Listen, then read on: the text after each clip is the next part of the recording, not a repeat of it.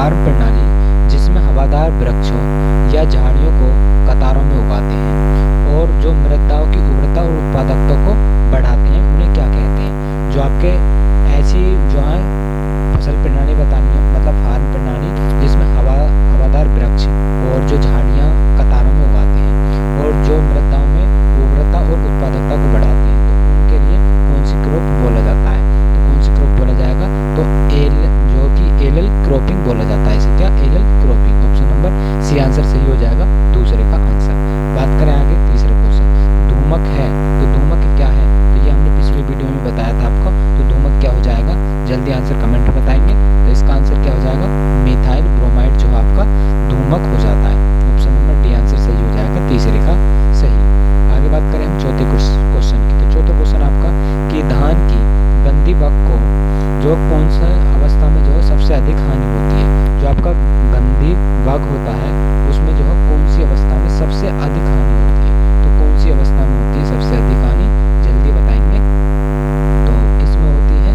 तो ये होती है आपकी किसमें? प्रौढ़ और निम्फ अवस्था में जो है गंदी बग में जो है सबसे ज्यादा जो है हानि पहुंचाता है ये धान की फसल को। तो ऑप्शन नंबर डी आंसर सही हो जाएगा। और बात करें यहाँ पर तो ये भारत में जो है जून से लेकर अक्टूबर तक जो है मिलता है, और दक्षिण भारत की बात करें तो नवंबर दिसंबर में जो है इसका प्रकोप अधिक रहता है। तो चौथे का आंसर डी हो जाएगा। पांचवी की बात करें कीट विज्ञान में संदर्भित है। तो कीट विज्ञान में कौन सा संबंधित है आपका? तो कीट विज्ञान के अंदर कीटों का अध्ययन, मधुमक्खियों का या निमेटोडा का, इनमें से किसी का नहीं। तो सबको आपको आंसर पता होगा इसका पांचवी का। तो जल्दी बताएंगे आंसर क्या हो जाएगा? कीट विज्ञान के जो संदर्भित है वो कौन सा हो जाता है आपका? तो कीटों का अध्ययन किया जाता है कीट विज्ञान के अंदर। ऑप्शन नंबर ए आंसर सही हो जाएगा। और यहाँ पर हम बात करें आपकी जो आपकी यहाँ पर कुछ अलग से हम बता देते हैं, जैसे आपका पैथोलॉजी का जो प्रयोग किया जाता है पौधों के रोगों के अध्ययन के लिए किया जाता है। तो बात करें जलवायु का अध्ययन मेट्रोलॉजी, और पारिस्थितिकी का जो अध्ययन किया जाता है वो इकोलॉजी के अंदर किया जाता है। तो यहाँ पर ये आपके इंपॉर्टेंट हो जाते हैं कुछ। आगे बात करें हम प्रश्न नंबर 6 क्वेश्चन। तो 6 क्वेश्चन आपका मृत्तिका कार एंटीनी में पाया जाता है। जो आपका मृत्तिका कारक है वो उसमें जो एंटीनी खालिस्तान में पाया जाता है। तो उसमें दीमक में पाया जाता है या भूभृंग में या पल्स में या बीटल में या सलून में? तो किस में पाया जाता है? छठे का आंसर जल्दी बताएंगे आप। तो ये दीमक के अंदर जो है पाया जाता है। ऑप्शन नंबर ए आंसर सही हो जाएगा आपका छठे क्वेश्चन का। बात करें सातवां की टोंटी किस यंत्र का एक भाग है? जो आपकी टोंटी होती है, ये टोंटी जो है किस यंत्र का भाग है? ऑप्शन में से आपको आंसर बताना है। तो जो रोटरी डस्टर है इसका भाग है, या साइनो गैस पंप का भाग है, या हैंड कंप्रेस स्प्रेयर का भाग है, या आपका इनमें से किसी का नहीं। तो किसका भाग हो जाएगा ये हो जाएगा हेड कंप्रेस स्प्रेयर का जो है एक यंत्र हो जाता है। ऑप्शन नंबर सी आंसर सही है। तो ये टोंटी का जो है यंत्र हो जाता है, यंत्र जो है एक भाग है। तो ऑप्शन नंबर सी हो जाएगा सातवें का। आगे बात करें आठवें क्वेश्चन की। आठवां क्वेश्चन आपका कि भूमि शक्ति का निर्धारण किस तंत्र के द्वारा किया जाता है? तो जो भूमि शक्ति का निर्धारण किस तंत्र के द्वारा किया जाता है? तो पेनोमीटर, माइक्रोमीटर या हाइड्रोमीटर या डायनोमीटर? तो किसके द्वारा किया जाएगा? तो आठवें का आंसर जल्दी बताएंगे आप, क्या हो जाएगा? तो जो भूमि शक्ति का मापन जो किया जाता है किसके द्वारा? तो डायनोमीटर के द्वारा किया जाता है। तो ऑप्शन नंबर डी आंसर सही हो जाएगा आपका आठवें का। नवें की बात करें भारत में बीज उत्पादन की किस पीढ़ी पद्धति को अपनाया जाता है? तो भारत में जो है आपकी कितने जो बीज प्रणाली पद्धति हैं अपनाई जाती हैं? तो कौन सी अपनाई जाती हैं? जल्दी आंसर बताएंगे, आपको सबको पता होगा। तो कौन सी होती हैं? तो ये 3 होती हैं। अब 3 कौन सी होती हैं? तीनों की बात करें हम तो पहली हो जाती है ब्रीडर सीड द्वारा, दूसरा फाउंडेशन सीड द्वारा, तीसरा सर्टिफाइड सीड द्वारा। तो ये 3 जो है विधियां जो आपकी पद्धतियां हैं वो अपनाई जाती है भारत के अंदर बीज उत्पादन के लिए। तो ऑप्शन सी हो जाएगा नवे का आंसर। आगे बात करें हम 10वें क्वेश्चन की। 10वां क्वेश्चन आपका कि आधारीय बीज पैदा किया जाता है। तो जो आपका आधारीय बीज पैदा किया जाता है तो किन बीजों से ये प्राप्त किया जाता है? तो किन बीजों से प्राप्त किया जाता है आपका? जल्दी आंसर बताएंगे। जो आपके जनक बीज होते हैं इनसे जो है प्राप्त किया जाता है, जिसे हम फाउंडेशन बीज बोलते हैं। तो आपका जो जनक बीज है किससे प्राप्त किया जाता है? तो ये किया जाता है आपका फाउंडेशन बीज से। और आगे बात करें हम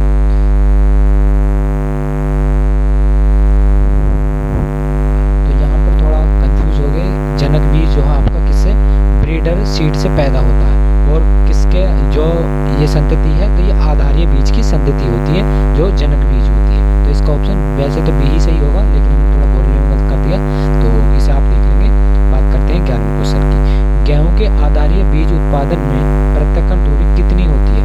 अगर हमें गेहूं की प्रत्येकण जो बीज उत्पादन करना है, प्रत्येकण दूरी, तो उसकी कितनी होती है ये बताना है आपको। प्रत्येकण दूरी कितनी होती है, तो कितनी होती है आपकी, तो 3 मीटर जो है प्रत्येकण दूरी होती है। तो ऑप्शन ए हो जाएगा आपका 11 का आंसर सही। और यहाँ पर हम बात करें, जैसे आपको ज्वार और बाजरे की पूछ ले तो कितनी होती है, 200 मीटर होती है। कितनी प्रत्येकण दूरी प्रमाणित बीज के लिए। और बरसीम और लहसुन 100 मीटर होती है। अगर आपसे चने की पूछ लेता है तो 5 मीटर होती है चने की। और आगे बात करें सूरजमुखी की पूछ ले तो आपकी 200 मीटर होती है। तो यहाँ से आपकी अगर प्रत्येकण दूरी पूछी जाती है प्रमाणित बीज की तो आप बता सकते हैं। आगे बात करें हम प्रश्न नंबर 12 की। प्रश्न नंबर 12 है कि बीज प्रमाणीकरण क्यों आवश्यक है? मतलब बीज जो है प्रमाणीकरण क्यों करते हैं, इसका क्यों आवश्यक है इतना, तो क्यों है, तो जल्दी आंसर बताएंगे आप। क्योंकि उन्नतशील किस्म बिल्कुल सही है। आनुवांशिक एवं भौतिक शुद्धता बनी रहे, बिल्कुल सही। निर्धारण अंकुरता उपलब्ध हो, बिल्कुल सही हो जाती है। तो ऑप्शन नंबर डी आंसर सही हो जाएगा आपका। 12वें का आंसर सही है। बात करें आगे प्रश्न नंबर 13 है कि भ्रूणपोष के बीजों में अनुपस्थिति है। तो भ्रूणपोष के बीजों में किस चीज की अनुपस्थिति होती है, तो किसकी अनुपस्थिति होती है जल्दी बताएंगे। तो आर्किड जो है, आर्किडी, तो इसकी जो है आपकी भ्रूणपोष के अंदर बीजों की कमी होती है। तो ऑप्शन नंबर जो है ये आंसर सही हो जाएगा 13 का।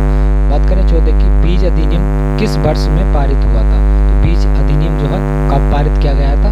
तो 14 का आंसर जल्दी बताएंगे आप कमेंट में क्या हो जाएगा। तो कब किया गया था बीज अधिनियम जो है आपका 1966 में जो है ये पारित किया गया था। ऑप्शन सी हो जाएगा आंसर 14 का। और बात करें आगे प्रश्न नंबर आपका 15 की। 15 है शुष्क खेती के लिए उपयुक्त फसल है। तो शुष्क खेती के लिए कौन सी फसल जो है उगाई जाती है? तो जल्दी बताएंगे आप। 15 का आंसर क्या हो जाएगा आपका, तो कौन सी हो जाएगी, सरसों, दुआ और तोरैया जो है ये आपकी शुष्क खेती हो जाती है। ऑप्शन नंबर बी हो जाएगा 15 का आंसर सही। बात करें हम 16 क्वेश्चन की। तो 16 क्वेश्चन आपका कि अंत्य फसली का तात्पर्य है। तो अंत्य फसली का तात्पर्य क्या हो जाता है आपका? तो 16 का आंसर जल्दी बताएंगे तो क्या हो जाता है, तो इसका हो जाएगा अंत्य फसली उसे कहते हैं जो 2 या 2 से अधिक फसलों का जो है एकांतर पंक्ति में बोना। मतलब एक पंक्ति में जो है 2 या 2 से अधिक फसलों को जो है बोना, वो अंत्य फसली आपका कहलाता है। तो ऑप्शन नंबर बी आंसर हो जाएगा 16 का आंसर सही। बात करें 17 क्वेश्चन। 17 धान गन्ना पेड़ की शस्य सघनता बतानी है। तो पिछले वीडियो में हमने आपको जो है आपका फसल चक्र सघनता का सूत्र बता दिया था और आपको निकालनी बता दी थी कि किस प्रकार से निकलती है। तो यहाँ पर अब बात करें हम आपको निकाल के दिखा देते हैं एक बार। तो आप पहले यहाँ पर क्रॉप गिन लेंगे कितनी है, तो 1 2 3 आपकी क्रॉप तो हो जाती है, क्योंकि यहाँ पर 3 ही काउंट होंगी, क्योंकि आपकी गन्ना एक वर्ष का ये हो जाता है, 1 वर्ष का ये, तो 2 वर्ष का हो जाता है। और धान आपका 1 वर्ष का हो जाता है, तो ये 3 वर्ष तो हो जाएंगे और 3 आपकी क्रॉप हो जाएगी। 3 क्रॉप हो जाएंगे, 3 वर्ष का हो जाएगा। तो मल्टीप्लाई आप 100 से कर देंगे तो आपका 300% जो है निकल कर आ जाएगा। तो इसकी सघनता कितनी होती है, तो 300% होती है। आगे बात करें हम 18 क्वेश्चन की। 18 है कि मोमीकरण फलों की भंडारण क्षमता बढ़ाता है क्योंकि यह जो है अवरोधी है। तो जो मोमीकरण का जो भंडारण किया जाता है उसकी क्षमता बढ़ाते हैं क्योंकि यह अवरोधी होता है। तो किसके लिए अवरोधी होता है, तो इसका 18 का आंसर जल्दी बताएंगे आप। तो किसके लिए होता है, तो सुखाने के लिए भी, पकाने के लिए भी और श्वसन के लिए भी। तो ऑप्शन नंबर डी आंसर सही हो जाएगा आपका 18 का। आगे बात करें हम 19 क्वेश्चन की। 19 है जेली बनाने के लिए सबसे उपयुक्त फल कौन सा होता है। तो जेली बनाने के लिए हमने पिछली वीडियो में बताया था आपको। तो जेली बनाने के लिए किसमें होता है सबसे उपयुक्त जो फल है वो कौन सा हो जाएगा आपका, तो वो हो जाएगा आपका अमरूद। तो अमरूद हो जाएगा। और अमरूद में जो आपकी कितनी 65% जो है TSS ठोस पदार्थ मात्रा पाई जाती है। आगे बात करें हम प्रश्न नंबर आपका 20 क्वेश्चन की। 20 क्वेश्चन है निम्नलिखित में से कौन सा फलों एवं सब्जियों को संरक्षित करने की अस्थायी विधि है। तो यहाँ पर बतानी है फलों और सब्जियों को संरक्षित करने की अस्थायी विधि कौन सी, स्थायी विधि बतानी है। यहाँ पर कौन सी हो जाती है स्थायी विधि, तो 20 का आंसर जल्दी बताएंगे आप। तो नमी को बाहर निकालना जो है ये आपकी स्थायी विधि हो जाती है। ऑप्शन नंबर डी हो जाएगा 20 का आंसर सही। बात करें 21 क्वेश्चन की। 21 है कि धान की कुटाई करते समय धान में जो नमी होनी चाहिए, जब धान की कटाई की जाती है, कुटाई नहीं कटाई है, कटाई करते समय जो है आपकी धान में कितने प्रतिशत नमी होनी चाहिए, तो कितनी नमी होनी चाहिए, तो उसमें होनी चाहिए आपकी 10 से 12% नमी होनी चाहिए। तो 12 क्वेश्चन आंसर सही हो जाएगा 21 का। आगे बात करें हम 22 क्वेश्चन की। 22 क्वेश्चन आपका कि सोयाबीन में तेल की मात्रा होती है, तो सोयाबीन में तेल की कितने प्रतिशत मात्रा होती है, तो जल्दी आप आंसर बताएंगे कमेंट में कि 22 क्वेश्चन का आंसर क्या होगा। तो सोयाबीन में जो है आपको जो तेल की मात्रा वो कितने प्रतिशत होती है, तो इसमें 20% जो आपकी तेल की मात्रा होती है। तो ऑप्शन बी हो जाएगा 22 का आंसर। और यहाँ पर हम प्रोटीन की बात करें तो 42% प्रोटीन होती है और सोयाबीन के अंदर। और बात करें हम कार्बोहाइड्रेट की तो 30% आपका कार्बोहाइड्रेट होता है सोयाबीन के अंदर। तो आगे बात करते हैं हम 23 क्वेश्चन की। तो 23 आपका दो मुख्य फसलों के तैयार होने के बीच में अल्प अवधि में तैयार होने वाली फसल को क्या कहते हैं। जैसे आपकी दो मुख्य फसल हैं, अगर उनके बीच में हम एक अल्प अवधि वाली फसल ले लेते हैं तो उस फसल को हम क्या कहेंगे, तो उस फसल को जल्दी बताएंगे आप क्या कहेंगे, तो उसे कहेंगे हम कैच क्रॉप या अल्पकालीन फसल कहेंगे उसे।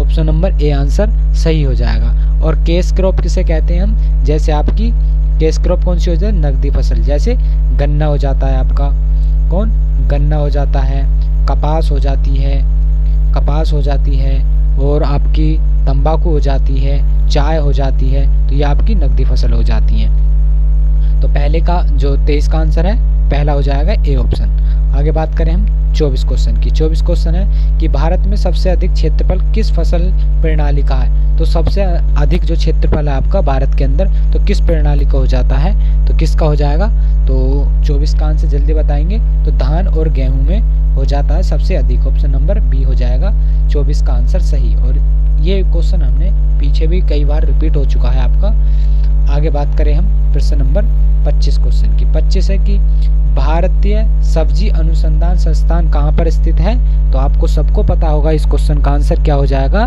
तो भारतीय सब्जी अनुसंधान आपका वाराणसी में स्थित है। ऑप्शन नंबर ए हो जाएगा 25 का आंसर। और यहाँ पर बात करें आपका तो इंडियन वेटरनरी रिसर्च इंस्टीट्यूट कहाँ पर है, इज्जत नगर में है। और बात करें Indian Institute of Sugarcane Research कहाँ पर है, लखनऊ में। और हॉर्टिकल्चर की बात करें रिसर्च तो कहाँ पर हो जाता है, ये बेंगलुरु में हो जाता है। तो यहाँ पर पहला ऑप्शन हो जाएगा। 26 की बात करें स्टोमेटा जिसे हम रंध्र बोलते हैं, रंध्रों का खुलना और बंद होना किन पर निर्भर करता है, तो जो आपके रंध्र होते हैं उनका खुलना और बंद होना किस पर निर्भर करता है, तो ये किस पर करता है आपका, तो बाष्प उत्सर्जन पर करता है। ऑप्शन नंबर बी हो जाएगा आपका 26 का आंसर सही। आगे बात करें हम 27 क्वेश्चन की। तो 27 क्वेश्चन है आपका, तो 27 में जो है आपको सुमेलित सूची फर्स्ट को सेकंड से मिलाना है। तो यहाँ पर मिलाते हैं हम तो किस प्रकार से, तो 27 का आंसर एक तरफ आपको फर्स्ट दी हुई, एक तरफ आपको सेल्सियस मतलब फसल है, एक तरफ आपको सेंटीग्रेड तापमान दिए गए हैं। तो धान के लिए कितना तापमान चाहिए आपका, तो धान के लिए चाहिए आपका 22 सेंटीग्रेड तापमान। गेहूं की बात करें तो गेहूं के लिए 20 सेंटीग्रेड तापमान चाहिए। और मक्का की बात करें तो मक्का के लिए कितना चाहिए आपका 25 सेंटीग्रेड तापमान। और मूंगफली के लिए कितना चाहिए आपका, तो 26 सेंटीग्रेड तापमान चाहिए। तो आपका ए का हो जाएगा दूसरा, और बी का हो जाएगा आपका पहला, और सी का हो जाएगा आपका, सी का कौन सा हो जाएगा चौथा, और जी आपका डी की बात करें तो डी का कौन सा हो जाएगा आपका, डी का हो जाएगा आपका तीसरा। तो यहाँ पर देख लेंगे दूसरा, पहला, चौथा, तीसरा, तो कौन सा हो जाएगा दूसरा, पहला, चौथा, तीसरा। तो ऑप्शन नंबर बी आंसर सही हो जाएगा 27 का आंसर। आगे बात करें हम आपका 28 क्वेश्चन। इनमें से कौन सा द्वितीयक मेटाबोलाइट है, मतलब इनमें से जो है द्वितीय मेटाबोलाइट कौन सा है, तो ऑप्शन जल्दी बताएंगे आप कौन सा सही होगा इनमें से, तो कौन सा हो जाएगा आपका, तो इसमें आंसर हो जाएगा आपका टेनिन जो है ये आपका मेटाबोलाइट हो जाता है। ऑप्शन नंबर सी हो जाएगा 28 का आंसर सही। बात करें आगे प्रश्न नंबर हम 29 क्वेश्चन की। 29 क्वेश्चन आपका क्रोमोसोम्स में कौन सा आनुवांशिक पदार्थ है, तो यहाँ पर बताना जो क्रोमोसोम्स होते हैं उनमें कौन सा आनुवांशिक पदार्थ है, तो कौन सा हो जाता है आपका, तो इसमें हो जाएगा DNA क्या होता है, DNA जो है क्रोमोसोम्स में अनुवांशिक पदार्थ होता है। आगे बात करें हम, प्रश्न नंबर आपका 30, एक स्वपरागित फसल है, तो स्वपरागित कौन सी फसल हो जाती है आपकी, तो स्वपरागित फसल आपकी हो जाएगी, जल्दी बताएंगे आप कौन सी हो जाएगी, तो ये धान हो जाएगी। धान कैसी हो जाएगी, स्वपरागित, तो ऑप्शन बी हो जाएगा सही।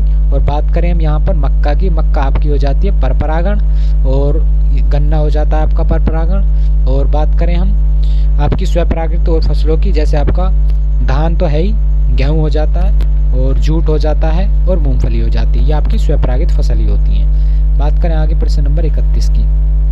31 है, मेंडल ने मटर में कुल कितने लक्षणों का वंशांगीत अध्ययन किया था, तो कितने जो आपके लक्षण थे जो उनका जो अध्ययन किया था, तो कितने थे, तो वो थे आपके 7 लक्षण थे। ऑप्शन नंबर बी सही है इसका। और 7 कौन कौन से थे, एक था बीज की आकृति, दूसरा था बीज का रंग, दूसरा था फल का रंग, तीसरा था फली की आकृति, चौथा और अगला था फूल का स्थान, और आपका छठा था फली का स्थान, और जी एक फूल का स्थान, एक फली का स्थान, एक तने की लंबाई। तो ये आपके 7 लक्षण थे।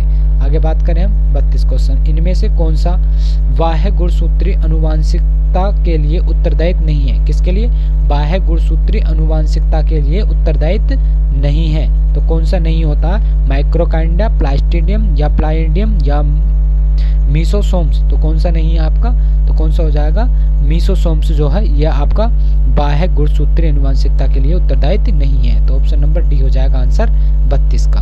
आगे बात करें हम 33 क्वेश्चन की।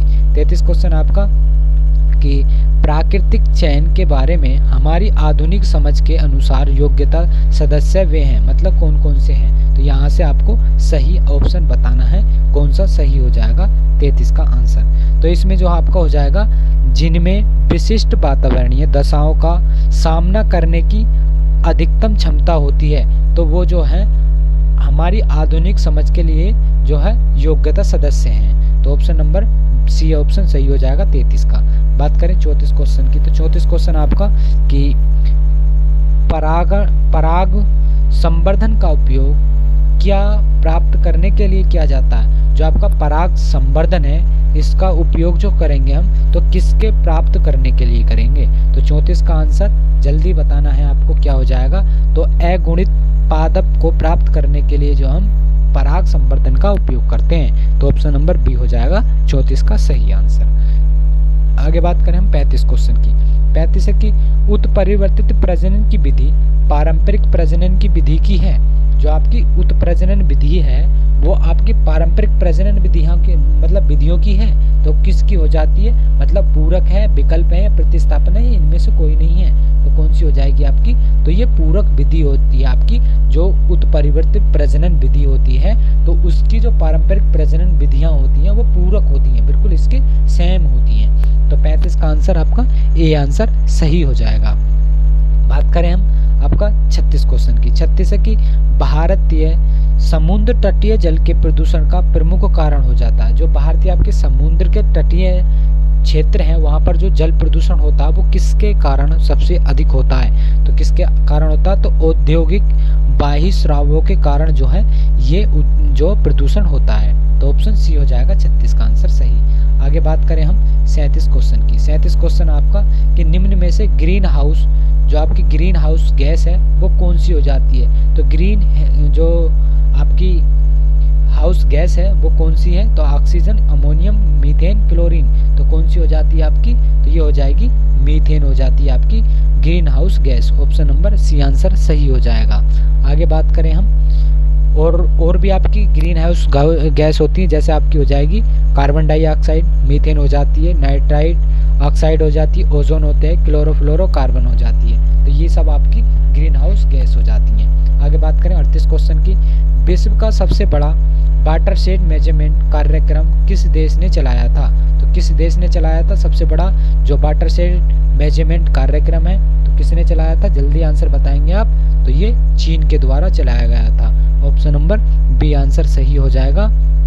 और दूसरा चलाने वाला जो था देश वो था आपका भारत। तो दूसरे नंबर पर कौन था? भारत। और पहले पर आपका चीन था जो सबसे बड़ा वाटर मेज कार्यक्रम जो चलाया था। आगे बात करें हम 39 क्वेश्चन की। 39 है कि अपृष्ठ जल निकास में किस प्रकार की नालियाँ बनाते हैं? जो आपकी अपृष्ठ जल निकास होती है उसमें किस प्रकार की नालियाँ हम बनाते हैं? तो आपकी स्थायी नाली बनाते हैं और अस्थायी नाली और स्थायी नाली दोनों बनाते हैं और कटआउट नाली भी बनाते हैं। तो ऑप्शन नंबर डी आंसर सही हो जाएगा। तो ये ऑप्शन नंबर आपका डी यहाँ पर सही हो जाता है 39 का। 40 की बात करें, निम्न में से कौन सा जल क्षरण का जो है प्रकार है? तो जल क्षरण का प्रकार बताना है आपको। 40 का आंसर क्या हो जाएगा? तो इसमें से जो है आपका कोई नहीं होता। तो इनमें से जो है कोई नहीं तो क्षणों सरिता क्षरण होता है, ना परत द्वारा ना अवनालिका। अब होते कौन कौन से हैं इनको एक बार देख लेते हैं। जैसे उच्च क्षरण होता है आपका, एक परत क्षरण होता है, अपर्दन होता है, और एक रिल अपर्दन या क्षरण होता है, अवनालिका अपर्दन होता है, और सरिता अपर्दन होता है। तो ये आपके 5 प्रकार हो जाते हैं आपके जल क्षरण के। तो यहाँ से क्वेश्चन पूछा जाए तो आप बता सकते हैं। आगे बात करें हम 40 क्वेश्चन की। 40 है कि इनमें से कौन सा जल क्षरण का प्रकार नहीं है? तो जल क्षरण का प्रकार कौन सा नहीं है? तो 40 का आंसर अभी बताया था।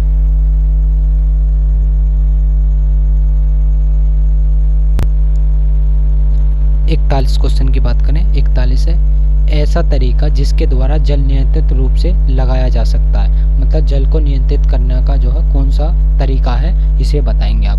ऑप्शन नंबर आपका 41 क्वेश्चन है। 41 का आंसर क्या हो जाएगा? तो बी ऑप्शन सही हो जाएगा। सिंचाई विधि जो है इसके द्वारा जो आपका जल नियंत्रित किया जा सकता है। ऑप्शन नंबर बी हो जाएगा सही 41 का। 42 क्वेश्चन की बात करें तो 42 क्वेश्चन आपका कि मिट्टी का नमूना कब लेना चाहिए? दिए गए विकल्पों में से कौन सही है? तो मिट्टी का नमूना जो है कब देना चाहिए? तो यहाँ पर आप बताएंगे। तो इसका ऑप्शन क्या हो जाएगा 42 क्वेश्चन का आंसर? तो जल्दी बताएंगे आप।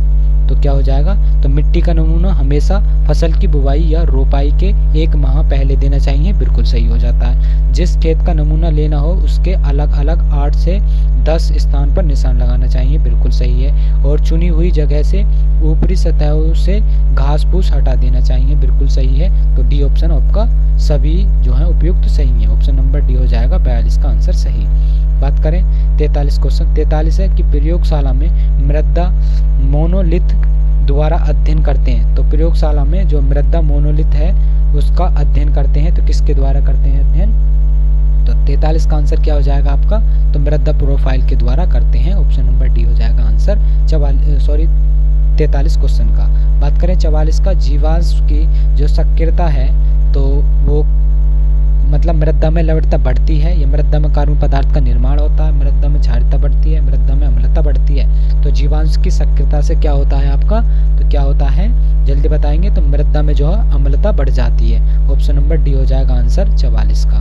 बात करें 45 क्वेश्चन की। 45 है कि नीला हरित शैवाल काम करते हैं। तो इस फसल मतलब किस फसल में जो है नीला हरित शैवाल काम करते हैं? तो ये आपके करते हैं धान की फसल में। ऑप्शन नंबर सी हो जाएगा 45 का आंसर सही।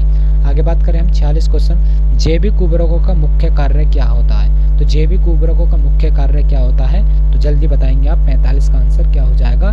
तो 46 क्वेश्चन का आंसर क्या हो जाएगा? तो इसका आंसर हो जाएगा जैविक क्रियाओं को ये जो है आपके जैविक उर्वरक बढ़ाते हैं। ऑप्शन नंबर सी हो जाएगा 46 का आंसर। 47 की बात करें। 47 से जैव उर्वरक जो पौधे को फास्फोरस पोषकों में सहायता करते हैं उन्हें क्या कहते हैं? जो जैव उर्वरक होते हैं वो पौधों में जो फास्फोरस पोषक तत्व की सहायता को जो है बढ़ाते हैं उन्हें हम क्या कहेंगे? तो उन्हें बोलेंगे बेसिकूलर, आवरस कूलर और माइक्रोराइजा उन्हें बोलते हैं। तो option number D answer B answer सही हो जाएगा 47 का। 48 क्वेश्चन की बात करें। 48 है कि पौधों में नाइट्रोजन की कमी के लक्षण सर्वप्रथम दिखाई देते हैं। जो पौधों में आपके नाइट्रोजन की कमी से जो लक्षण दिखाई देते हैं वो कहाँ पर दिखाई देते हैं? तो 48 क्वेश्चन का आंसर क्या हो जाएगा? तो नीचे की पत्तियों पे जो है नाइट्रोजन की कमी के लक्षण दिखाई देते हैं। ऑप्शन नंबर जो है सी आंसर सही ए आंसर सही हो जाएगा 48 का। और पुरानी पत्तियों पर जो आपके किसके लक्षण दिखाई देते हैं? तो नाइट्रोजन, फास्फोरस, पोटास, मैग्नीशियम और इनके आपके पुरानी पत्तियों पे दिखाई देते हैं। नई पे आप आपके सल्फर, फेरस, मैग्नीशियम, कॉपर के लक्षण दिखाई देते हैं। और मध्य की पत्ती होती हैं उनके बीच पे जो है जिंक की कमी के लक्षण दिखाई देते हैं। जो शीर्ष की कलिकाएं होती हैं उन पे कैल्शियम और आपके ब्रोमीन की जो है दिखाई देती है। तो ऑप्शन नंबर आपका ए ऑप्शन सही हो जाएगा 48 का। 49 की बात करें, नाइट्रोजन के अभाव में पौधों की पत्तियां होती हैं। तो नाइट्रोजन के अभाव में पौधों की पत्तियां कैसी पड़ जाती हैं आपकी, तो कैसी पड़ जाती हैं, पीली और हरी और पीली हो जाती हैं। ये ऑप्शन नंबर बी आंसर सही हो जाएगा 49 का आंसर। बात करें अब 50 क्वेश्चन की, मृदा निर्माण के निष्कर्षीय कारकों में शामिल करते हैं। तो मृदा निर्माण के निष्कर्षीय कारकों में शामिल करते हैं, तो क्या शामिल करते हैं, तो जल्दी बताएंगे आप। तो क्या शामिल करते हैं, तो पेत्रक पदार्थ इसमें जो है आपके शामिल करते हैं। तो 50 का आंसर ए ऑप्शन सही हो जाएगा। अब यहाँ पर हम कुछ निष्कर्षीय कारकों की बात करें तो कौन कौन से हो जाते हैं, पेत्रक पदार्थ हो जाता है, एक टोपोग्राफी या रिलीफ हो जाता है। तो ये आपके हो जाते हैं निष्कर्षीय कारक। और सक्रिय कारकों की बात करें जैसे जलवायु हो जाता है और जीव हो जाते हैं, ये आपके सक्रिय कारक हो जाते हैं। आगे बात करें हम प्रश्न नंबर 51 की। 51 क्वेश्चन अब ये एक्सटेंशन के क्वेश्चन आ जाते हैं। तो एक्सटेंशन की बात करें तो प्रथम कृषि विज्ञान केंद्र 1974 में कहाँ पर जो है स्थापित किया गया था। तो कहाँ पर किया गया था, तो ये आपका पांडुचेरी में जो है स्थित जो इसकी स्थापना हुई थी। तो ऑप्शन नंबर डी आंसर सही हो जाएगा। और इसकी स्थापना जो है प्रथम कृषि विज्ञान केंद्र की स्थापना पांडुचेरी, वर्तमान जो कि पांडुचेरी में ही पड़ता है। और आगे बात करें हम 52 क्वेश्चन, 52 कृषि प्रसार की विधियों में निम्नलिखित में से कौन सी सम्मिलित नहीं है। तो कृषि प्रसार की विधियों में से कौन सी यहाँ पर आपकी सम्मिलित नहीं हो जाती है, तो कौन सी विधि सम्मिलित नहीं होती। तो 52 का आंसर क्या हो जाएगा, तो आपका हो जाएगा तो दर्शन दृश्य हो जाता है। ऑप्शन नंबर ए आंसर सही हो जाएगा। अब इसकी विधियां होती कौन कौन सी है, एक तो आकर्षण होती है, एक रुचि समूह चर्चा हो जाती है, एक इच्छा हो जाती है, एक सहमति हो जाती है, एक क्रिया हो जाती है, एक संतोष हो जाती है। ये आपकी जो है क्या हो जाती है, ये कृषि प्रसार की विधियां हो जाती हैं। लेकिन यहाँ पर कौन सी नहीं है, आपकी दृश्य दर्शन नहीं होती है। तो आगे बात करें हम 53 क्वेश्चन, 53 की प्रशिक्षण एवं विजिट प्रणाली का उद्देश्य क्या है। तो प्रशिक्षण एवं विजिट प्रणाली का उद्देश्य क्या है, तो क्या है, तो क्या हो जाएगा आपका, तो यह प्रणाली कृषि विज्ञान के लिए एकल व्यावसायिक सेवा के साथ एकीकृत विस्तार सेवा के रूप में कार्य करती है। और यह किसानों के लिए प्रशिक्षण और भ्रमण कार्यक्रम के माध्यम से व्यवस्थित केंद्रित प्रयास प्रदान करता है। और तीसरा ऑप्शन आपका यह विशेष रूप से अनुसंधान, प्रशिक्षण और विकास के समन्वय के विस्तार की जो गतिविधियों पर जोर देता है। तो ऑप्शन इसका डी आंसर सही हो जाएगा। ये सारे ऑप्शन सही हैं आपके 53 के। आगे बात करें हम 54 क्वेश्चन, प्रयोगशाला में प्रक्षेत्र कार्यक्रम 1979 में जो है कहाँ पर प्रारंभ किया गया था और किसके द्वारा ये प्रारंभ किया गया था। तो किसके द्वारा किया गया था, तो आपका 54 का आंसर क्या हो जाएगा आपका, जल्दी बताएं। तो आपका हो जाएगा ICAR के द्वारा जो है इसे प्रक्षेत्र कार्यक्रम 1979 में जो है शुरू किया गया था। बात करें 55 क्वेश्चन, 10 लाख कूप योजना का प्रारंभिक वर्ष था। जो आपकी 10 लाख कूप योजना का प्रारंभिक वर्ष था वो कौन सा था आपका, तो कौन सा हो जाएगा आपका, तो 55 का आंसर क्या हो जाएगा, तो ए ऑप्शन हो जाएगा 1994। तो 1994 में 10 लाख कूपन योजना का उद्देश्य था। और सामुदायिक विकास परियोजना कब, 1952 में। राष्ट्रीय विस्तार सेवा योजना 1953 में। अधिक उपज प्रणाली कार्यक्रम 1965 से 66 में। अब बात करें हम प्रश्न नंबर 56 की। 56 क्वेश्चन आपका कि पेराई सत्र 2023-24 के लिए गन्ने की औसतन प्रजाति का मूल्यांकन 350 से बढ़ाकर कितना कर दिया गया था। तो कितना कर दिया गया था, तो 370 रुपये कर दिया गया था। ऑप्शन नंबर सी आंसर सही हो जाएगा 56 को।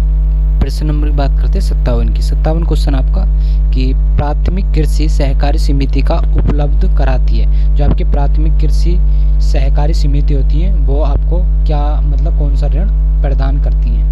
तो कौन सा ऋण प्रदान करती हैं, वो करती हैं आपका तो अल्प एवं मध्य अवधि का ऋण जो है ये प्राप्त करती हैं। ऑप्शन नंबर बी ऑप्शन सही हो जाएगा 57 का। 58 की बात करें तो 58 है कि कृषि लागत एवं मूल्य आयोग द्वारा न्यूनतम मूल्य निर्धारण करने के लिए निम्न में से कौन सा कथन सत्य हो जाता है? किसके लिए? कृषि लागत और मूल्य आयोग द्वारा जो न्यूनतम मूल्य निर्धारण करने के लिए, तो कौन सा हो जाएगा 58 का आंसर? जल्दी बताएंगे आप। तो खेत की लागत से हो जाता है। ऑप्शन नंबर डी आंसर सही हो जाएगा 58 क्वेश्चन का। 59 की बात करें, 59 आपका कि कृषि उपज के विपणन कार्य हेतु सहकारी क्षेत्र में राष्ट्रीय स्तर पर राष्ट्रीय कृषि सहकारी विपणन संघ की स्थापना कब की गई थी? तो कब की गई थी इसकी स्थापना? तो आपका 1958 में इसकी स्थापना की गई थी। ऑप्शन नंबर सी आंसर सही हो जाएगा 59 का। बात करें 60 क्वेश्चन की। 60 क्वेश्चन आपका कि कृषि के विकास में सांख्यिकी का महत्व है। तो कृषि के विकास में सांख्यिकी का क्या महत्व हो जाता है? तो जल्दी बताएंगे। 60 का आंसर क्या हो जाएगा? तो इसमें हो जाएगा डेटा और संख्यात्मक जानकारियों को हासिल करना। बिल्कुल, भारत जैसे कृषि प्रधान अर्थव्यवस्था वाले देश में बिल्कुल कृषि जनसंख्या के बहुसंख्यक वर्ग की दैनिक आजीविका, बिल्कुल सही। तो ऑप्शन नंबर डी ऑप्शन सही हो जाएगा 60 का। बात करें 61 क्वेश्चन की। डॉक्टर बी कुरियर किस क्षेत्र से संबंधित थे? तो डॉक्टर बी कुरियर किससे संबंधित है? तो आप कहते हैं डेयरी दुग्ध उत्पादन से। ऑप्शन नंबर बी ऑप्शन सही हो जाएगा। और इन्होंने ऑपरेशन फ्लड नामक परियोजना का जो है उद्घाटन किया था, या इन्होंने ये चलाई थी। तो ऑपरेशन फ्लड योजना किसने चलाई थी आपकी? तो डॉक्टर वी कुरियन ने चलाई थी। ऑप्शन बी हो जाएगा 61 क्वेश्चन का आंसर। बात करें 62 क्वेश्चन। 62 है कि गर्भवती गाय के दाने में किस पदार्थ की अधिकता होनी चाहिए? तो गर्भवती गायों के अंदर किसकी अधिकता होनी चाहिए? तो प्रोटीन की अधिकता होनी चाहिए। ऑप्शन बी हो जाएगा सही। 63 की बात करें तो ऑपरेशन फ्लड किससे संबंधित है? तो दुग्ध उत्पादन से हो जाता है। किससे? दुग्ध उत्पादन से। आगे बात करें हम 64 क्वेश्चन की। 64 क्वेश्चन आपका कि मुर्गी के अंडे में कवच होता है। तो मुर्गी के अंडे पे कितने प्रतिशत का कवच होता है? तो इसका आंसर जल्दी बताएंगे आप। 64 का आंसर क्या हो जाएगा? तो 64 का आंसर क्या हो जाएगा? तो जल्दी बताएंगे। तो क्या हो जाएगा? अंडे के बाहर का 8 से 11% जो है ये कवच होता है अंडे के ऊपर। ऑप्शन नंबर ए हो जाएगा सही। 65 की बात करें तो पशुओं के खुरपका और मुंहपका बीमारी सामान्यतः किस मौसम में होती है? तो किस मौसम में होती है खुरपका और मुंहपका बीमारी? तो ये होती है आपकी किसमें? बरसात के मौसम में। ऑप्शन नंबर सी हो जाएगा आंसर सही 65 का। यहाँ पर 65 क्वेश्चन आपके ये एग्रीकल्चर के होते हैं। बात करेंगे हम कंप्यूटर के 15 क्वेश्चनों की। तो 15 क्वेश्चनों की बात करें हम पहले तो कंप्यूटर एवं सूचना प्रौद्योगिकी। तो इसमें पहला क्वेश्चन आपका ALU कंप्यूटर के कंप्यूटर का कौन सा हिस्सा हो जाता है? तो ALU कंप्यूटर का कौन सा हिस्सा है? तो कौन सा हिस्सा हो जाता है? जल्दी आंसर बताएंगे आप। तो क्या हो जाएगा? तो ये हो जाता है आपका प्रोसेसर का जो है ये भाग या हिस्सा हो जाता है। ऑप्शन नंबर डी आंसर हो जाएगा 66 का। 67 की बात करें सुपर कंप्यूटर परम 800 का विमोचन किस वर्ष में किया गया था? तो जो आपका सुपर कंप्यूटर है आपका परम 8000, तो इसका विमोचन जो है किस वर्ष किया गया था? तो किस वर्ष किया गया था आपका? तो 1991 में इसका विमोचन किया गया था। ऑप्शन नंबर बी हो जाएगा आंसर सही 67 क्वेश्चन का। 68 की बात करें तो 68 क्वेश्चन आपका कि यहाँ पर बताना है 68 का आंसर। तो थोड़ा ऊपर कर लेंगे जूम आउट। तो इनमें है बाजार उन्मूलन क्लाउड आर्किटेक्चर में क्लाउड कंप्यूटिंग सुविधा में लाभान्वित कौन सा लाभान्वित होता है? किसमें बताया गया? तो जो आपका बाजार में जो उन्मूलन मिलते हैं जो क्लाउड आर्किटेक्चर में और क्लाउड कंप्यूटिंग सुविधाओं में कौन सा लाभकृत होता है? तो कौन सा होता है? तो 68 का आंसर जल्दी बताएंगे। तो क्लाउड सेवा प्रदाता और क्लाउड उपयोगकर्ता और दलाल। तो ये ऑप्शन नंबर सी आंसर सही हो जाएगा 68 का। बात करें 69 क्वेश्चन की। 69 क्वेश्चन आपका कि निम्नलिखित में कौन सी अनुपयोगी मशीन लर्निंग लेगोरिथम है? लेगोरिथम कौन सी हो जाती है आपकी? अनुपयोगी मशीन जो कि लर्निंग एल्गोरिथम कौन सी हो जाती है? जल्दी बताएंगे। आपका 69 क्वेश्चन का आंसर क्या हो जाएगा? तो क्या हो जाता है? क्लस्टरिंग हो जाता है। ऑप्शन नंबर ये आंसर सही हो जाएगा 69 क्वेश्चन का। 70 की बात करें 70 क्वेश्चन है आपका कि STBR शब्द का अर्थ क्या हो जाता है? तो STBR की फुल फॉर्म बतानी है, क्या हो जाएगा? तो क्या हो जाएगी इसकी? तो सेगमेंट टेबल बेस रजिस्टर्स जो होते हैं इसकी फुल फॉर्म होती है, इसका अर्थ हो जाता है। ऑप्शन नंबर बी आंसर सही हो जाएगा। और ये जो है मेमोरी की ओर जो सर्किट होता है ये उसकी तरफ संकेत करती है। तो 70 का आंसर बी हो जाएगा। बात करें 71 क्वेश्चन। 71 है, एक प्रकार की कंप्यूटिंग जो गणना, भंडारण या यहाँ तक कि एप्लीकेशन सेवा नेटवर्क के रूप में कार्य करता है। तो कौन करता है? जो आपका गणना भी करता है, भंडारण भी करता है, और जहाँ तक कि एप्लीकेशन सेवा में जो नेटवर्क है उसके रूप में भी कार्य करता है। तो क्या करता है? तो कौन करता है इसके अंदर? तो ये करता है आपका कौन? क्लाउड जो है कंप्यूटिंग करता है। कौन? Cloud computing. तो ऑप्शन नंबर ए आंसर सही हो जाएगा 71 का। बात करें 72 क्वेश्चन की। 72 है आपका, क्या PGA कार्ड का फुल फॉर्म क्या होता है? तो PGA कार्ड का फुल फॉर्म बताना है, क्या हो जाएगा? तो क्या हो जाएगा? प्रोफेशनल ग्राफिक आर्केड हो जाता है, इसकी फुल फॉर्म हो जाती है। ऑप्शन नंबर ए हो जाएगा सही। बात करें 73 क्वेश्चन की। 73 क्वेश्चन है आपका कि यहाँ पर भी आपको फुल फॉर्म बतानी है। 73 में भी 73 क्या है? PUMA क्या है? तो PAMU क्या है? तो इसकी फुल फॉर्म बतानी है। तो PAMU क्या हो जाएगा? तो क्या हो जाएगा जल्दी बताएंगे। तो ये हो जाएगा जो कि programmable universal machine for assembly हो जाता है। कौन? Programmable universal machinery for assembly हो जाता है। तो ऑप्शन नंबर सी हो जाएगा आंसर सही 73 का। बात करें 74 क्वेश्चन की। 74 क्वेश्चन है आपका कि आप 10 पेज के सेट के केवल पेज 2 और 3 प्रिंट करने के लिए कैसे आगे बढ़ेंगे? तो कैसे आगे बढ़ेंगे आप?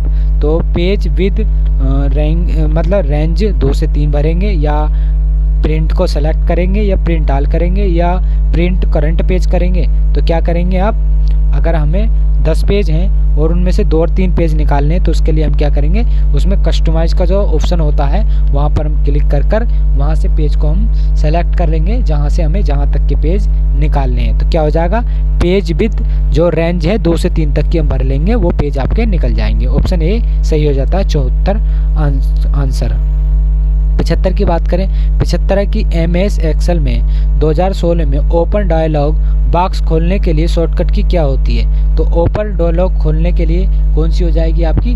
तो Ctrl+F12 जो होती है ये आपकी जो डायलॉग बॉक्स खोलने के लिए हो जाती है MS एक्सेल के अंदर। तो ऑप्शन बी हो जाएगा 75 का आंसर सही। और यहाँ पर थोड़ा कम दिख रहा है तो आप इसे एडजस्ट कर लेंगे। तो 75 क्वेश्चन है, 75 तो हमने करा दिया, बी ऑप्शन सही है। 76 की बात करते हैं आगे। 76 क्वेश्चन है कि निम्न में से MS वर्ड की अंतर्निहित सुविधा नहीं है। तो MS वर्ड की अंतर्निहित सुविधा कौन सी नहीं है? तो लाइव स्ट्रीम ये आपकी नहीं होती है MS वर्ड के अंदर। तो ऑप्शन ए आंसर सही हो जाएगा 76 का। 77 की बात करें। 77 क्वेश्चन है कि MS ऑफिस 2010 की एक्सेल वर्कबुक में डिफ़ॉल्ट तौर पर कितनी वर्कशीट शामिल होती हैं? जो आपकी MS एक्सेल 2010 है उसमें जो वर्कबुक में जो डिफ़ॉल्टर तौर पर कितनी वर्कशीट हम जो है शामिल कर सकते हैं? तो कितनी कर सकते हैं? आपकी 3 जो है वर्कशीट उसमें शामिल कर सकते हैं। ऑप्शन नंबर सी हो जाएगा आंसर सही 77 का। 78 की बात करें। 78 है तत्कालिक संदेश प्रेषण का उदाहरण क्या हो जाता है? तो तत्कालिक संदेश अगर हमें भेजना है तो वो क्या हो जाएगा? किसके द्वारा भेजेंगे हम? तो 78 का आंसर जल्दी बताएंगे, क्या हो जाएगा? हैंग आउट हो जाएगा। तो ऑप्शन नंबर ए आंसर सही हो जाएगा।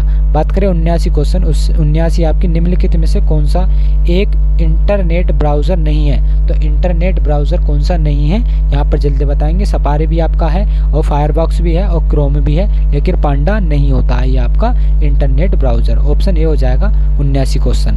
बात करें 80 क्वेश्चन की। 80 क्वेश्चन आपका इनमें से कौन सा ऑपरेटिंग सिस्टम नहीं है? तो यहाँ पर बताना है 80 का, तो जल्दी कमेंट में बताएंगे 80 क्वेश्चन का आंसर जो ऑपरेटिंग सिस्टम नहीं है। तो कौन सा है आपका? जो आर्केल है, जो आर्केल यह आपका ऑपरेटिंग सिस्टम नहीं है।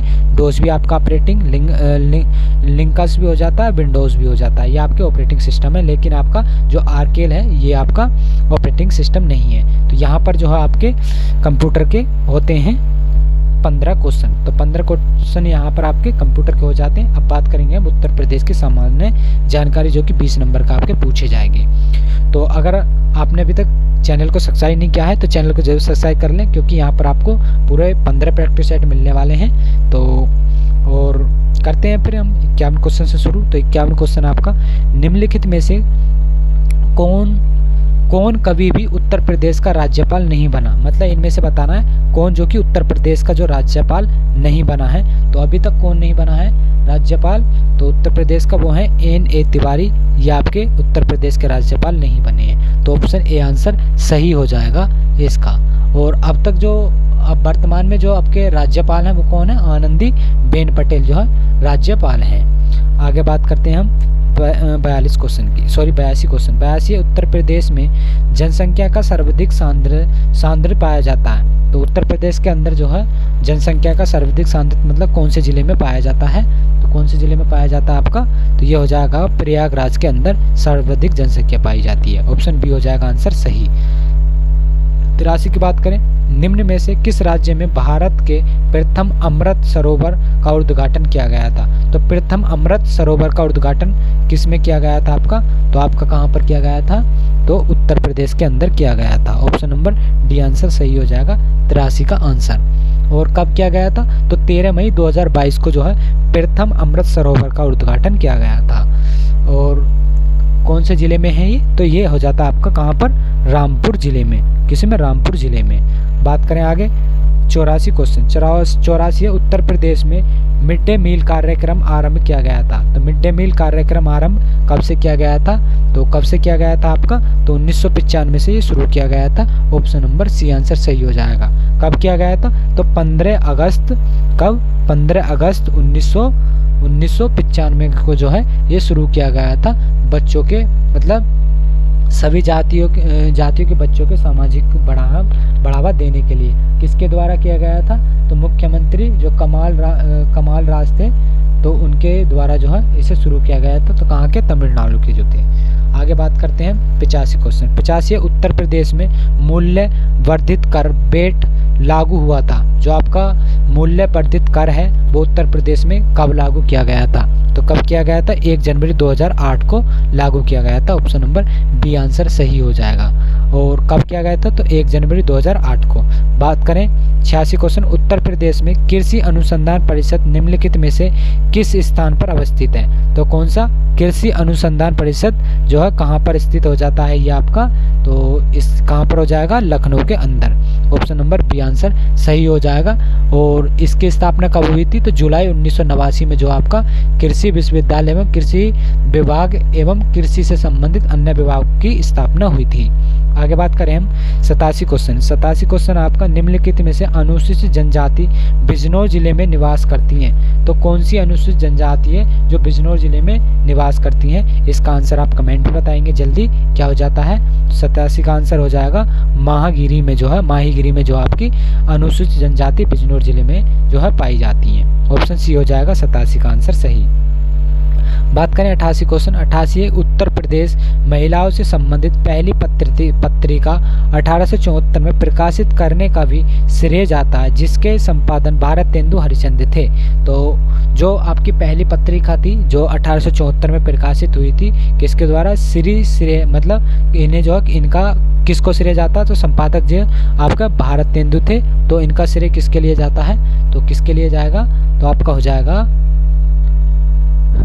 बाल बोधिनी को जो है इसका श्रेय जाता है। ऑप्शन नंबर ए आंसर सही हो जाएगा 88 क्वेश्चन का। 89 की बात करें, निम्नलिखित स्थानों से कहाँ शाकंभरी देवी मेला का आयोजन किया गया था। शाकंभरी देवी मेला का आरंभ जो है कौन से जिले में किया गया था आपका, तो कौन से जिले में था, तो सहारनपुर में जो है आपका शाकंभरी देवी का मेला लगता है। ऑप्शन नंबर डी हो जाएगा आंसर 89 का। आगे बात करें हम प्रश्न नंबर 90 की। 90 क्वेश्चन है आपका कि उत्तर प्रदेश में पहले संयुक्त प्रांत के रूप में जाना जाता था और इसे किस वर्ष जो है उत्तर प्रदेश के नाम से जाना लगा, तो 1950। कब से जाने लगे इसे, तो आपका हो जाएगा 24 जनवरी 1950 से जो है इसे उत्तर प्रदेश के नाम से जाना जाने लगा। और इसे 1 अप्रैल 1937 को किस नाम से जानते थे, तो ब्रिटिश शासन के समय जो है इसे संयुक्त प्रांत आगरा और अवध के रूप में जो है इसे स्थापित किया गया था। बात करें 91 क्वेश्चन 91 है कि काकोरी षड्यंत्र केस में प्रधान आरोपी पंडित रामप्रसाद बिस्मिल को जो है उत्तर प्रदेश के किस शहर में जो है फांसी दी गई थी, तो किस शहर में दी गई थी, तो गोरखपुर में इन्हें फांसी दी गई थी। तो 19 दिसंबर 1927 को पंडित रामप्रसाद बिस्मिल को गोरखपुर जेल में जो है काकोरी षड्यंत्र केस के आरोप में फांसी दी गई थी। तो किसके लिए दी गई थी, आपके पंडित रामप्रसाद बिस्मिल को गोरखपुर में 19 दिसंबर 1927 को फांसी दी गई थी। आगे बात करें हम 92 क्वेश्चन की। 92 है जीटी रोड नहीं गुजरता, तो जीटी रोड किससे होकर नहीं गुजरता है, तो इसका आंसर जल्दी बताएंगे आप। तो 92 का क्वेश्चन क्या हो जाएगा, तो जीटी रोड किससे होकर नहीं गुजरता है, तो किससे नहीं होकर गुजरता, तो ये अलीगढ़ से होकर नहीं गुजरता है जो आपका जीटी रोड होता है। और ये होकर कहाँ कहाँ से गुजरता है, इसकी बात करें हम, तो यह आगरा से फिरोजाबाद को निकलता है, फिरोजाबाद से इटावा को निकलता है, वहाँ से फिर ये कानपुर निकलता है, कानपुर से फतेहपुर जाता है, फतेहपुर से प्रयागराज जाता है, प्रयागराज से वाराणसी, वाराणसी से आपका कहाँ मुगल सराय जाता है, और मुगल सराय से आपका कलकत्ता जाता है। तो ये जीटी रोड इस तरह से इसका क्रम हो जाता है। बात करें 93 क्वेश्चन, निम्नलिखित में से कौन सा नाविक शक्ति संयंत्र उत्तर प्रदेश में स्थित नहीं है, तो उत्तर प्रदेश में कौन सा है जो आपका शक्ति संयंत्र केंद्र स्थित नहीं है, तो कौन सा हो जाएगा आपका, तो ये हो जाएगा आपका कौन सा हो जाएगा, तो बी हो जाएगा, नरोरा जो है ये आपका उत्तर प्रदेश में अवस्थित नहीं है। अब यहाँ पर पूछा गया है स्थित है, तो स्थित कौन सा है, नरोरा हो जाता है, लेकिन ये केंगा और पलकम्पा और कारकप्पा ये आपका नहीं होते हैं। अब बात करें हम इनकी, तो केंगा कहाँ पर हो जाता है, तो कर्नाटक में हो जाता है, और कल्पकम्मा हो जाता है ये कहाँ पर, तमिलनाडु के अंदर, और काराकापा की बात करें तो ये आपका गुजरात में हो जाता है। आगे बात करते हैं हम 94 क्वेश्चन, 94 है कि उत्तर प्रदेश का निम्नलिखित में से कौन सा जिला काली मिर्च के बर्तनों के लिए प्रसिद्ध है, तो काली मिट्टी के बर्तनों के लिए कौन सा शहर जो आपका प्रचलित है, कौन सा हो जाता है 94 का आंसर, तो आपका आजमगढ़ हो जाता है काली मिट्टी के बर्तनों के लिए। और बात करते हैं आगे प्रश्न नंबर आपका 95 की। 95 की दादरी, चुनार, चुर्क तथा ढाका सभी में जो है क्या कारखाने हैं जो कि उत्पादित किसके लिए हो जाता है, तो 95 का आंसर जल्दी बताएंगे आप क्या हो जाएगा, तो सीमेंट के लिए जो है ये प्रचलित हो जाते हैं कारखाने आपके दरारी, चुनार, चुर्क और डाला में जो है आपका सीमेंट का उत्पादन सर्वाधिक किया जाता है। आगे बात करें हम 96 क्वेश्चन, 96 है कि इफको यूरिया कारखाना उत्तर प्रदेश के निम्नलिखित में से किस स्थान पर जो है स्थित है, तो किस स्थान पर जो आपका इफको यूरिया आता है इसका कारखाना उत्तर प्रदेश में कहाँ पर स्थित है, तो कहाँ पर हो जाएगा, आंवला में स्थित हो जाएगा, ऑप्शन नंबर बी हो जाएगा सही। बात करें 97 क्वेश्चन, 97 तीव्र औद्योगिकीकरण हेतु निवेश करने तथा रोजगार के अवसरों के सृजन के लिए उत्तर प्रदेश सरकार राज्यों का पहला आंकड़ा केंद्र स्थापित करेगी, तो कहाँ पर स्थापित करेगी, जो आपका तीव्र औद्योगिक है रोजगार अवसरों के सृजन के लिए कहाँ पर स्थापित करेगी, तो ये करेगी आपकी कहाँ पर, ग्रेटर नोएडा के अंदर, ऑप्शन नंबर बी आंसर सही हो जाएगा। और आगे बात करें, और ग्रेटर नोएडा को आपको श्रमिकों का जो है शहर भी कहा जाता है।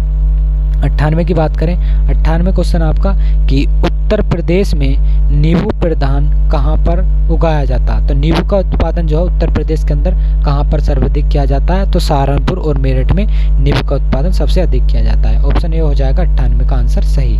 बात करें हम 99 क्वेश्चन, 99 आपका निम्न में से कंद फसल में से किसे गरीब का मित्र कहा जाता है, तो कौन सी कंद फसल है जिनमें से जो है गरीब का मित्र कहा जाता है, तो 99 का आंसर आपका क्या हो जाएगा, आलू को गरीब का जो है मित्र कहा जाता है, ऑप्शन नंबर डी आंसर सही हो जाएगा 99 का। 100 की बात करें, उत्तर प्रदेश में उगाई गई निम्नलिखित फसलों में से किसकी अवधि न्यूनतम होती है, तो सबसे कम किसकी होती है, तो मूंग की होती है सबसे कम अवधि, ऑप्शन डी हो जाएगा यहाँ पर ऑप्शन 100 का आंसर सही। अब यहाँ पर जो है हमने आपके इस प्रैक्टिस सेट में 100 क्वेश्चन करा दिए हैं और ये क्वेश्चन आपको बहुत हेल्पफुल होंगे। और अगर जो हमारे चैनल पर नए हैं उन्होंने चैनल को सब्सक्राइब नहीं किया है तो चैनल को जरूर सब्सक्राइब कर लेंगे, जिससे आने वाली वीडियो भी आपके पास पहुंच सके। और अपना कमेंट में जो आपका स्कोर रहा वो वो स्कोर बताएंगे कि आपका कितना स्कोर रहा। और ये वीडियो आपको पसंद आ रही हो तो इस वीडियो को लाइक ज़रूर करते रहें और अपने दोस्तों में शेयर करें, जिससे आपके दोस्तों को भी हेल्प मिल सके। और अगर आपका स्कोर अभी तक नहीं बढ़ पा रहा है तो आप जो है वीडियो को या जौन सा टॉपिक आपका कमज़ोर है उसे हर बार जो है रिवाइज़ करें अच्छी तरीके से, मतलब जितना पढ़ें उसे लिख कर देखें तो आप अच्छी तरीके से जो है अपने जो स्कोर है उसे इंक्रीमेंट कर सकते हैं। तो इसी तरह से फिर हम मिलेंगे अपनी आने वाली नेक्स्ट वीडियो में।